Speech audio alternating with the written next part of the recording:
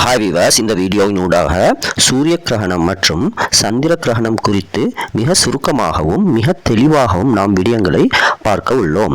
சூரிய கிரகணம் solar Eclipse என்று ஆங்கிலத்தில் குறிப்பிடப்படும்.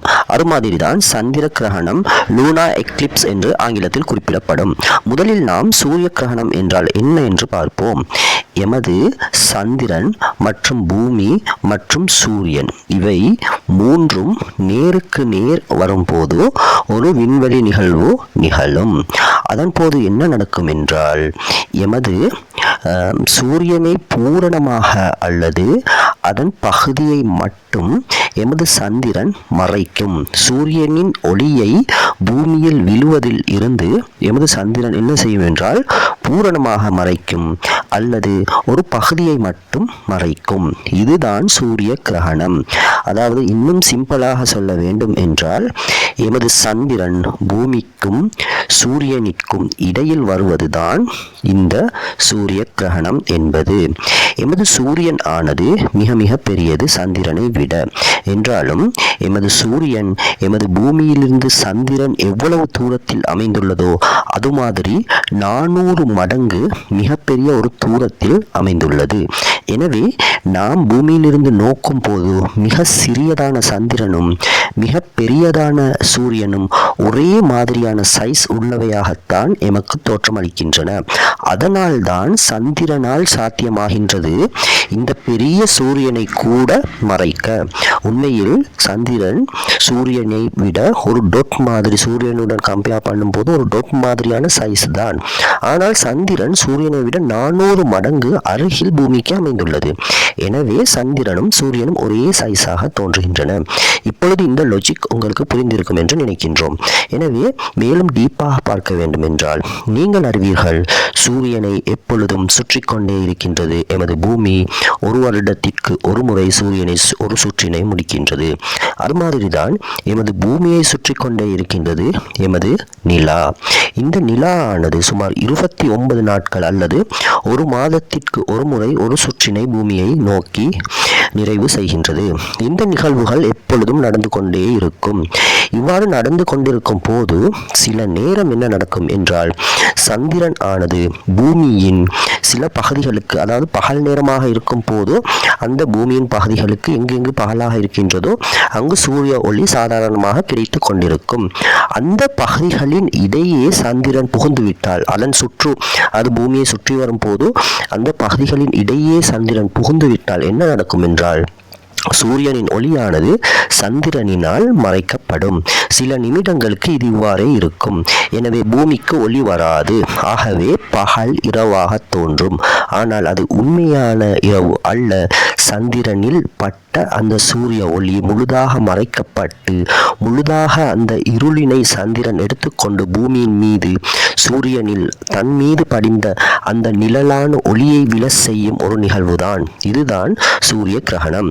உலகின் பல்வேறு பகுதிகளிலும் ஆங்காங்கே அவ்வப்போது இந்த சூரிய கிரகணம் முழுமையாக அல்லது பகுதியாக நடைபெற்று கொண்டுதான் இருக்கின்றது. இது குறித்து மேலும் நாம் பார்க்க வேண்டும் என்றால், சூரிய கிரகணத்தின் வகைகளை இப்பொழுது பார்ப்போம். முழுமையான சூரிய கிரகணம் என்பது முதலாவது வகை. இங்கு என்ன நடக்கும் என்றால், சந்திரனானது சூரியனை முழுமையாக மறைக்கும். இதன் போது உலகின் ஒரு குறித்த பகுதிக்கு, உதாரணமாக இந்தியா என்று எடுத்துக்கொள்ளுங்கள். இந்தியாவில் சென்னை என்று எடுத்துக்கொள்ளுங்கள். அந்த பகுதியில் சூரிய கிரகணம் நிகழும் போது முழு சென்னையுமே இருளில் மூழ்கும் சில நிமிடங்களுக்கு. பின்னர் சந்திரனும் சூரியனும் அனைத்தும் மூவ் பண்ணி கொண்டுதான் இருக்கின்றன. அவை தன் பாட்டில் நகர்ந்து சென்றவுடன் அந்த வளமையான நிலைமை திரும்பிவிடும். எனவே இது முழு சூரிய கிரகணமாகும். ஏனென்றால் முழுமையாக இருளில் மூழ்கின்றது குறித்த ஒரு பகுதி. ஆனால் முழு உலகமும் ஒரே வேளையில் ஒருபோதும் சூரிய கிரகணத்திற்கு உட்பட மாட்டாது. ஏனென்றால் உலகத்தில் ஒரு பகுதி பகலாக இருக்கும் போது இன்னும் ஒரு பகுதி எப்பொழுதும் இரவாகத்தான் இருக்கும். ஆகவே பகலாக இருக்கும் பகுதிகளில் தான் சூரிய கிரகணம் ஏற்படுகின்றது.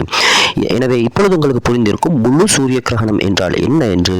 அது ஏதோ ஒரு உலகத்தின் ஏதோ ஒரு மிகப்பெரிய பகுதியை அல்லது சில நாடுகளை உள்ளடக்கிய பகுதிகளை அல்லது முழுமையாக ஒரு கண்டத்தை கூட அல்லது சமுத்திர பகுதிகளை கூட பகல் வேளையில் முழுமையாக இருள் சூழ்வது ஆகும். அதற்கு காரணமாக இருப்பது பூமிக்கும் சூரியனுக்கும் இடையில் சந்திரன் வந்து அந்த சூரியனின் ஒளியை முழுமையாக அந்த பகுதிகளில் விழச் செய்யாமல் செய்வது ஆகும். அடுத்து இரண்டாவது வகை சூரிய கிரகணம் என்னவென்றால் பார்ஷியல் எக்லிப்ஸ் என்று கூறப்படும். முதலாவது வகைக்கு ஆங்கிலத்தில் டோட்டல் எக்லிப்ஸ், அதாவது முழு சூரிய கிரகணம் என்று கூறுவார்கள். அது மாதிரி தான் இரண்டாவது வகைக்கு பார்ஷியல் எக்லிப்ஸ் என்று கூறுவார்கள். இது பகுதி சூரிய கிரகணம் என்று தமிழில் கூறலாம். ஏனென்றால் இந்த சூரிய கிரகணத்தின் போது சந்திரனானது ஒரு பகுதி அளவு மட்டுமே சூரிய ஒளியை மறைக்கின்றது. எனவே இந்த பகல் வேளையில் சில குறிப்பிட்ட உலகத்தில் உள்ள நாடுகளில் சில பகுதிகளில் இந்த சூரிய கிரகணம் நிகழும் போது என்ன நடக்கும் என்றால் சூரியனின் ஒளி அரைவாசியாக ஏதோ ஒரு வினோதமான ஒளி போன்று எமக்கு கிடைக்கும். இந்த பார்ஷியல் அல்லது பகுதி சூரிய கிரகணம் முழு சூரிய கிரகணத்தை விட அடிக்கடி நிகழும். இவ்வாறு நிகழும் போது மிக ஒரு வினோதமான ஒளி உள்ள காட்சியினை நாம் காணலாம். மரங்களின் மற்றும் கட்டிடங்களில் மற்றும் மனிதர்களின் விலங்குகளின் நிழல்கள் அபூர்வமாக தோற்றமளிக்கும். அப்பொழுது நாம் எம்மை போட்டோ எடுத்து பார்த்தால் நாமும் அபூர்வமான ஒளியில் தோற்றமளிப்போம்.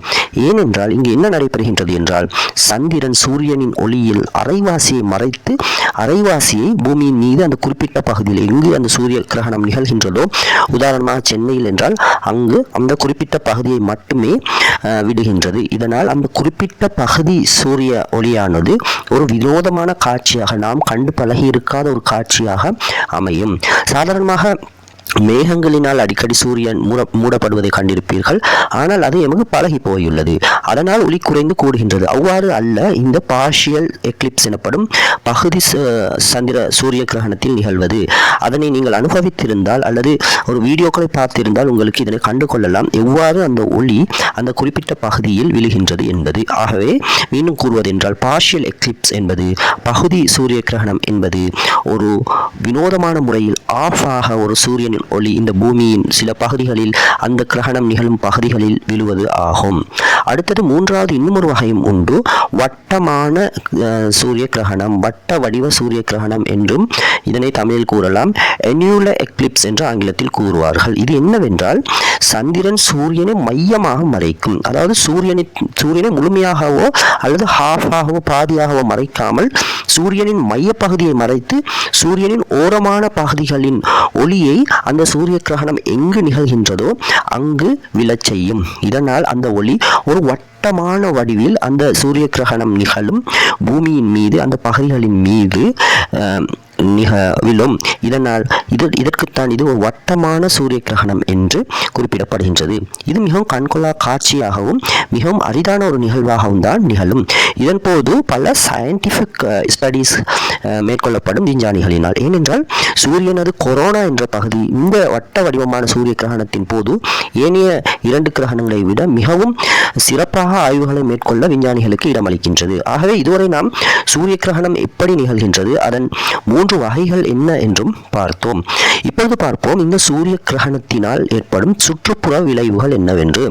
சில நேரங்களில் வெயிலானது, அதாவது சூரியனில் இருந்து வரும் ஒளி மற்றும் வெப்பத்திற்கே நாம் வெயில் என்று கூறுகின்றோம். இதனால் வெயில் குறையலாம். வெயில் எமக்கு அந்த வெப்பமும் சூரிய ஒளியும் இந்த சூரிய கிரகணத்தினால் குறையலாம். அடுத்தது பறவைகள் இதனை இரவு என்று நினைத்து தமது இருப்பிடங்களுக்கு திரும்பும். மனிதன் இந்த சூரிய கிரகணம் என்று அறிந்திருந்தாலும் விலங்குகள் இரவாகிவிட்டது, திடீரென்று இரவாகிவிட்டது என்று நினைத்து தமது இருப்பிடங்களை நோக்கி திரும்புவதை நாம் இந்த சூரிய கிரகண நிகழ்வுகளின் போது, மேற்குறிப்பிட்ட எந்த ஒரு சூரிய கிரகண நிகழ்வுகளின் போதும் அவதானிக்கலாம்.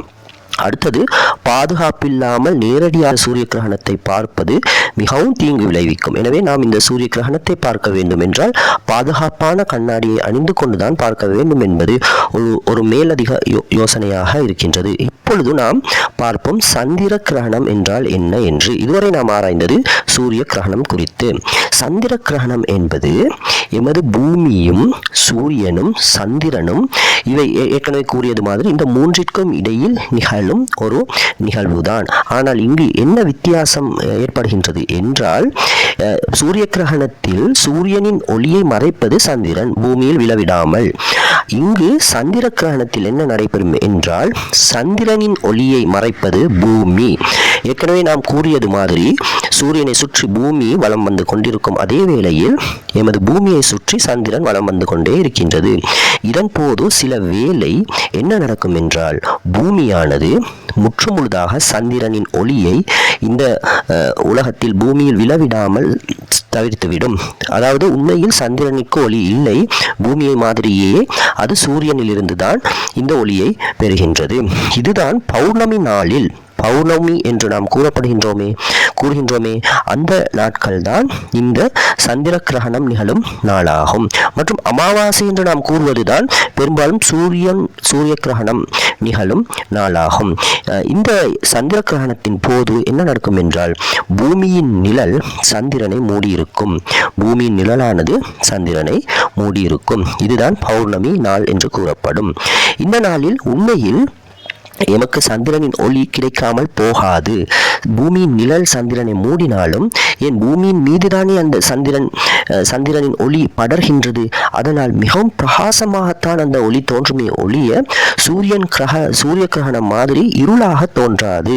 இதனை நீங்கள் முக்கியமாக கருத்தில் கொள்ள வேண்டும். சந்திர கிரகணம் என்பது பூமியை இருளாக்குவது அல்ல, ஒளியூட்டுவது என்பது. அடுத்தது பார்ப்போம் இந்த சந்திர கிரகணத்தின் 3 வகைகள் என்னவென்று.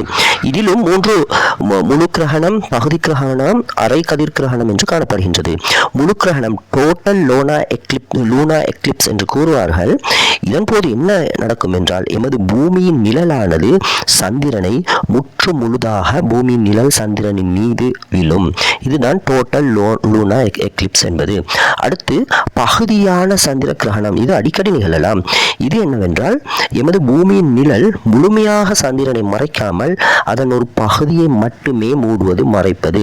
அடுத்தது அரை கதிர் கிரகணம், சந்திர கிரகணம் என்று கூறுவார்கள். இதற்கு பெனுப்ரல் எக்லிப்ஸ் என்று ஆங்கிலத்தில் கூறுவர். இங்கு என்ன நடைபெறும் என்றால் சந்திரன் பூமியின் வெளிநிழல் பகுதிக்கு மட்டுமே நுழையும். அதாவது சந்திரன் என்பது பூமியை விட மிகவும் சிறியது, பூமியின் ஒரு துணைக்கோள் என்பதனால். அதனால் அந்த பூமி சந்திரனை முழுதாக மறைத்தாலும் பூமியின் அந்த பூமியை சுற்றியுள்ள அந்த அனைத்து நிழல்களும் சந்திரனின் மீது விழும். இவ்வாறான ஒரு நிகழ்வு நிகழ்ந்தால் அரை கதிர் கிரகணம் என்று குறிப்பிடப்படும். பூமி ஒரு வட்ட வடிவமான நிழல் மாதிரி துல்லியமாக மாறி தோன்றும். சந்திரனிலிருந்து இது பூமிக்கு பிரதிபலிக்கும் போது ஒரு வட்ட வடிவமான பூமியின் நிழலினை விஞ்ஞானிகள் கண்டுகொள்வர் இந்த அரை கதிர் சந்திர கிரகணத்தின் போது. எனவே இந்த சந்திர கிரகணத்தின் விளைவுகள் என்னவென்று பார்ப்போம். சந்திரன் இப்பொழுது செம்மஞ்சள் அல்லது செம்மையான நிறத்தில் தோன்றும். இரத்த சந்திரன் என்றும் இதனை கூறுவார்கள்.